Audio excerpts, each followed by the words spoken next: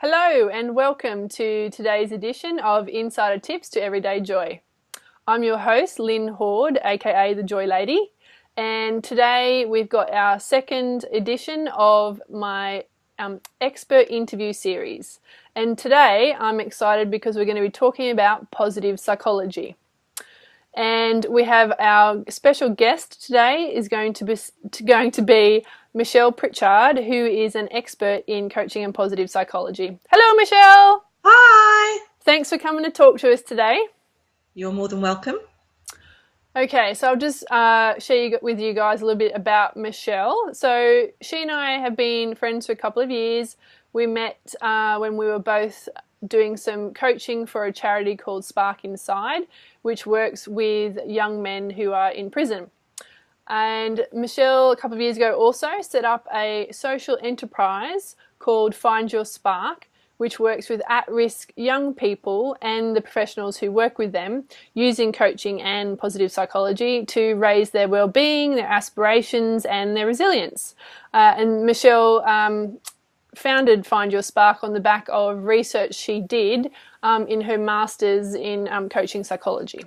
Yeah, that's correct. Great. So welcome, Michelle. Thanks again for being with us today. Thank you for having me.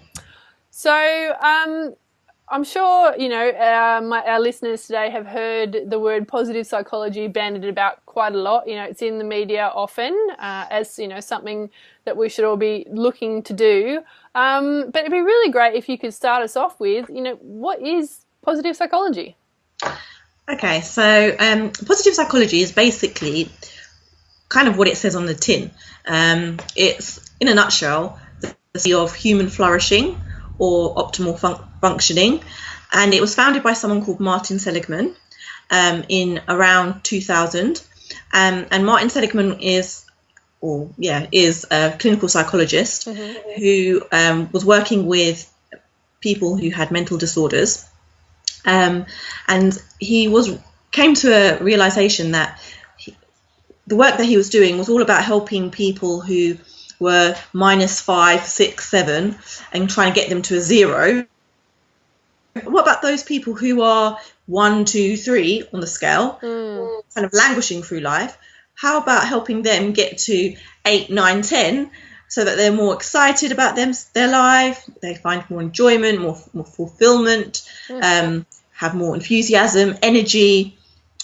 What are we doing for them? And there was nothing at that point. So he founded positive psychology on the back of it. The rest is as it is now. Like, there's a lot of positive psychology out there, and I think it's a fantastic approach. I'm really passionate about it. Excellent. So his idea was, how do we help the people who are even keeled to have ever more joy in their life, which is exactly why everybody's here. So that's great.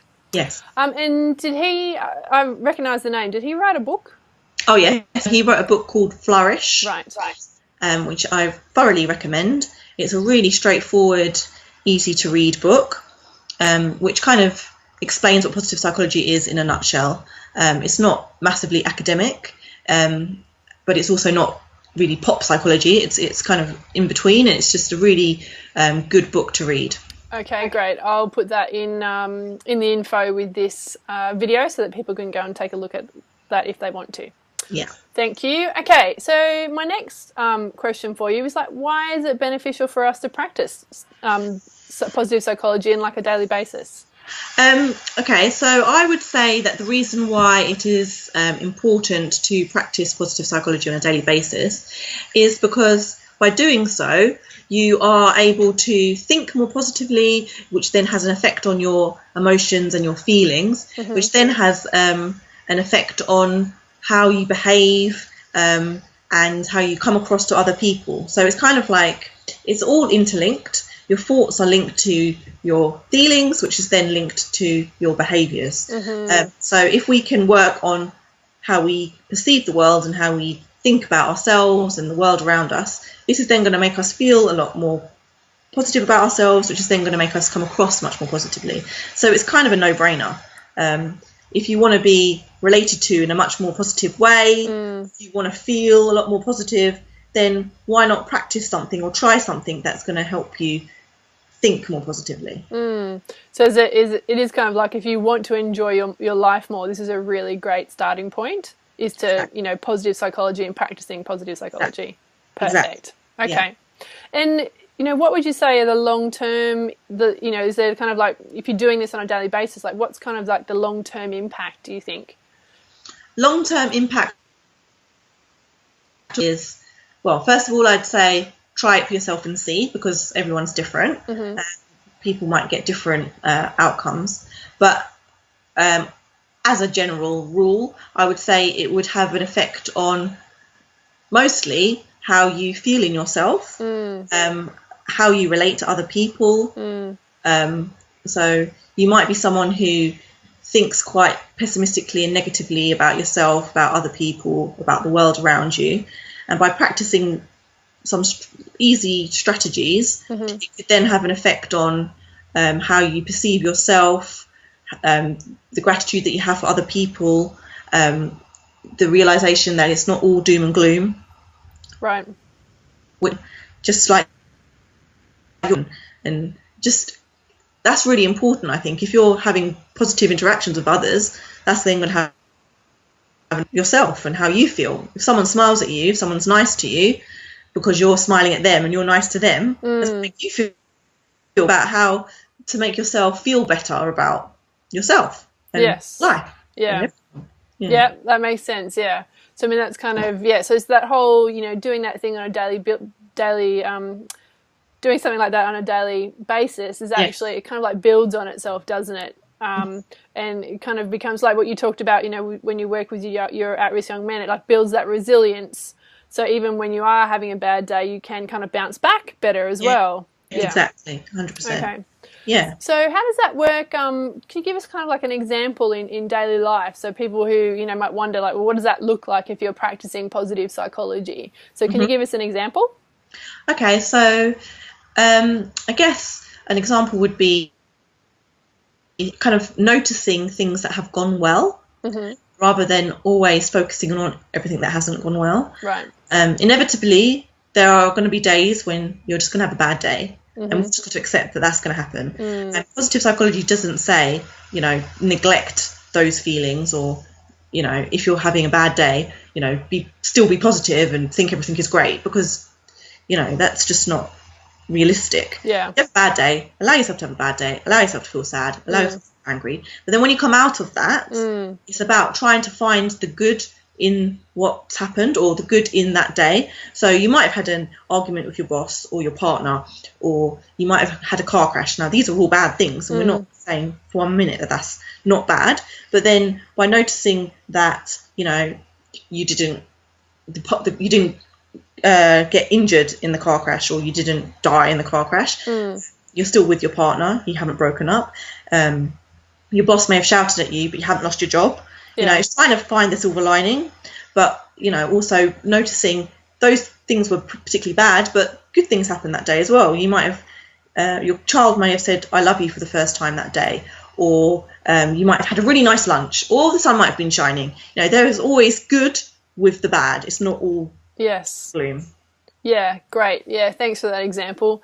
That's because that's perfect. Something that I talk about in my online program, Joy School, is just like that. It's about, you know, you can actually train your brain to look for the good and the positive, you know, even if the bad stuff has gone on, because, you know, it's life. You know, we have ups and downs, but that's kind of what you're talking about, is like training your brain, you know, through that repetition and that practice, looking for the silver lining. You can actually train your brain to look for the good stuff. Exactly. Perfect. And it's not something that we are taught at school. And if your parents aren't aware, of being taught it in the home, so it's something that some of us have to learn as adults. And in order to have it as a skill, you have to practice it on an ongoing basis in order to get like a habit. And they say it takes 21 days to make a habit, so the more repetition of it, the better.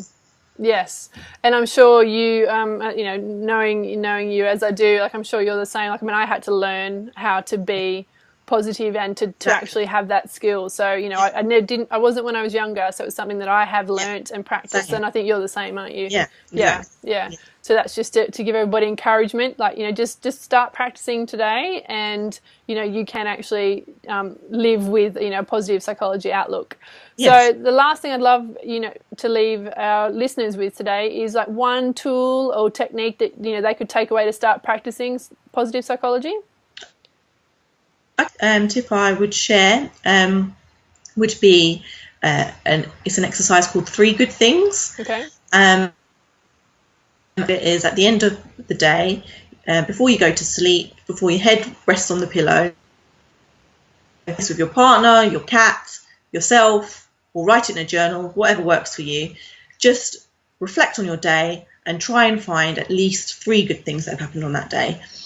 So it could be the fact that you had a nice coffee, a nice lunch, or the weather was lovely and sun was shining, or it might have been a particularly good day. You might have got a promotion, or you might have been proposed to, you know.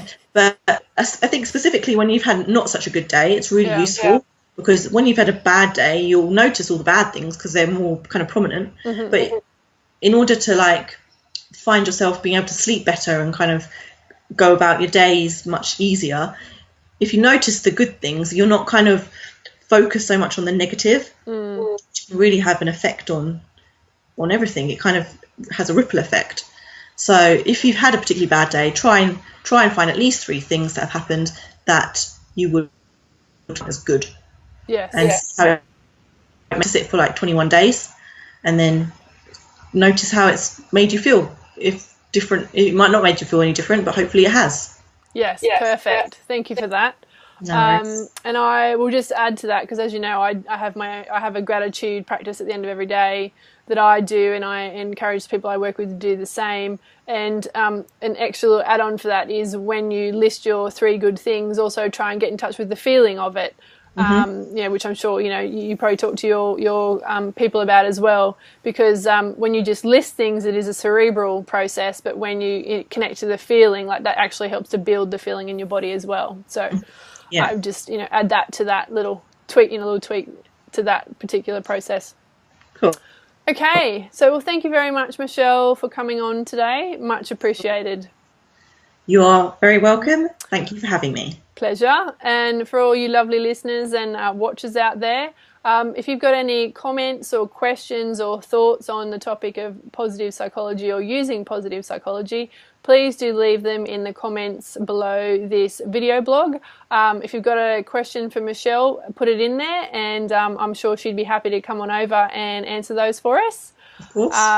So again, thanks for watching, and until next time, be joyful. Bye. Thanks. Bye-bye.